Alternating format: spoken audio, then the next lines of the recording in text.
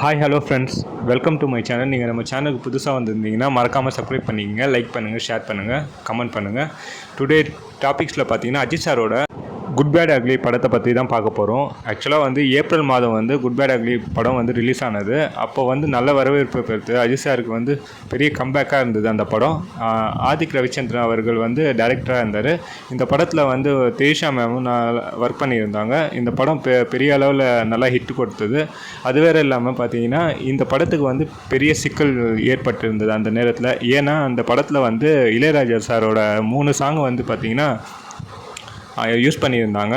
அதில் வந்து பார்த்திங்கன்னா அதனால் அவர் என்ன பண்ணியிருக்காருன்னா நீதிமன்றத்தில் வந்து அணுகியிருந்தார். என் பர்மிஷன் இல்லாமல் இந்த படத்தில் 3 பாடல்களை வந்து யூஸ் பண்ணியிருக்காங்க இந்த படத்தில்னு சொல்லி எனக்கு வந்து 5 கோடி நஷ்டமும் ப்ளஸ் வந்து மன்னிப்பும் கேட்க வேண்டும் நீதிமன்றத்தில் வந்து அணுகியிருந்தார். அதுக்காக இந்த படம் ஓடிடியில் வந்து ரிலீஸ் செய்யப்பட்டது மே மாதத்தில். இப்போது என்ன சட்ட சிக்கல் வந்திருக்குன்னா ஹைகோர்ட்டில் என்ன சொல்லியிருக்காங்கன்னா இந்த படத்தில் வந்து 3 இளையராஜா சாரோட சாங்கை யூஸ் பண்ணதுனால காப்பிரைட் கிளைம் வந்திருக்கு. அதனால் வந்து இப்போது ஓடிடி நெட்ஃப்ளிக்ஸ்லேருந்து இந்த படம் வந்து ரிமூவ் பண்ணியிருக்காங்க.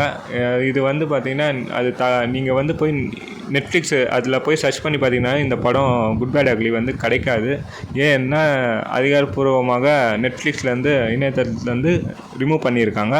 அதனால் அஜித் சாரோட ரசிகர் எல்லாமே வந்து பேரதிர்ச்சி ஆகியிருக்காங்க நெட்ஃப்ளிக்ஸ்லேருந்து இந்த படத்தை வந்து நீக்கிறதுனால. ஆனால் வந்து நெட்ஃப்ளிக்ஸ் என்ன சொல்கிறாங்கன்னா இணையதளம் என்ன சொல்கிறாங்கன்னா அதுக்காக அதிகாரப்பூர்வமாக எந்த இதுவும் சொல்லலை. இந்த படம் வந்து எதுக்காக ரிமூவ் பண்ணியிருக்காங்க எந்த அதிகாரப்பூர்வமாகவும் எதுவுமே அறிக்க விடலை.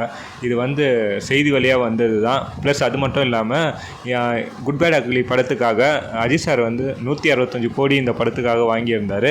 நெக்ஸ்ட் படமான ஆதிக் ரவிச்சந்திரன் அவங்க கூட தான் மறுபடியும் காம்போ இருக்குது. அதில் வந்து பார்த்திங்கன்னா 175 கோடி வாங்குறதாக சம்பளம் சொல்லப்பட்டுள்ளது.